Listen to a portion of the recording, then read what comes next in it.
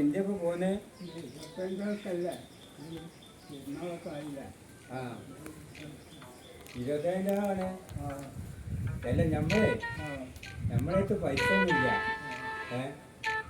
ഇന്നലെ ഇന്ന് 2-ാം തീയതി, നാളെ ഞായറാഴ്ച, പിന്നെ ബാങ്കൊക്കെ ഒഴിവാണ്. പിന്നെ ഈ പരിസരത്ത് മുഴുവൻ പിന്നെ കള്ളന്മാരുടെ കല്യാണം. അപ്പോൾ പൈസ ഒന്നും ഞാൻ കരി കൊടുത്തേക്കണില്ല. അപ്പോൾ നിങ്ങളിപ്പോൾ ഇരിക്കണില്ലല്ല, ഞങ്ങൾ വന്നുകൊണ്ട് ഈ ബുക്ക് ഇതാ, ഇതിൽ നിങ്ങളുടെ ഫോൺ നമ്പറും പിന്നെ അക്കൗണ്ട് നമ്പറൊക്കെ എഴുതിയിട്ടാ പേരൊക്കെ. ഞാൻ നിങ്ങൾക്ക് പൈസ ഗൂഗിൾ പേ അയച്ചു തരും കേട്ടോ. അങ്ങനെയാണ് ഇപ്പോൾ ചെയ്യുന്നത്. അല്ലാതെ തരി പൈസ കൊണ്ടുവച്ച കാര്യമില്ലേ. പണ്ടാണ് വിളിച്ചിട്ടുണ്ടായിരുന്ന കരിയിൽ പൈസ കൊണ്ട് അതിൻ്റെ ദിവസം ഞാൻ കരിയിൽ ആയിക്കോട്ടെ.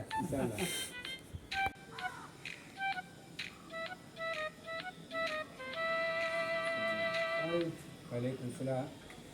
അല്ല റോഡിനപ്പം നിങ്ങളെ ഒരു കയറി കുത്തിറക്കേ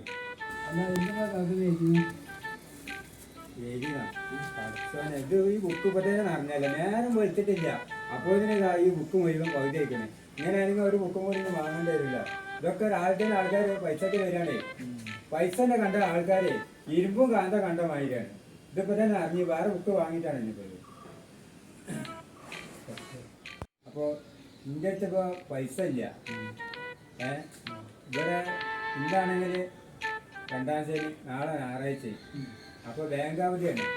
പിന്നെ ആണെങ്കിൽ ഇവിടെ അടുത്ത മുഴുവൻ കള്ളന്മാരാണ്. പണ്ടിൻ്റെ എൻ്റെ 10 രൂപ കൊണ്ടുപോയിക്കണേ. അതിൻ്റെ ശേഷം ഞാൻ കയ്യിൽ 10 രൂപ ഇവിടെ വെക്കലില്ല. അതാണ് ഇവിടുത്തെ സ്ഥിതി. അതുകൊണ്ട് ഞാൻ കയ്യിൽ പൈസ ഒന്നും വെക്കലില്ല. അപ്പോൾ ഈ പൈസയുടെ വരുന്നവരോട് ഞാൻ പറഞ്ഞതാണ് ഇതിൽ എഴുതിയിട്ടിട്ട് ഓല അക്കൗണ്ടിലേക്ക് ഞാൻ പൈസ അയച്ചു കൊടുക്കുക, ഗൂഗിൾ പേ ചെയ്ത് കൊടുക്കുക. അതിൽ ഓല നമ്പർ, അക്കൗണ്ട് നമ്പറും ഓല പേരൊക്കെയാണ് ഈ ബുക്കിൽ എഴുതിയിട്ടാണ് പോകുന്നത്. അപ്പോൾ ഇതൊക്കെ ആൾക്കാർ രാവിലെ വന്നുകൊണ്ട് എഴുതിയിട്ട് പോയാ. ഇതൊക്കെ ഇനിയിപ്പോൾ ഇന്നും നാളായിട്ട് ഞാൻ അതിലേക്ക് പൈസ അയച്ചു കൊടുക്കണം.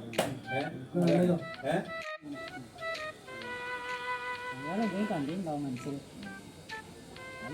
പിന്നെ പറമ്പിട്ടാലും പറമ്പ് കത്ത് അതുപോലെ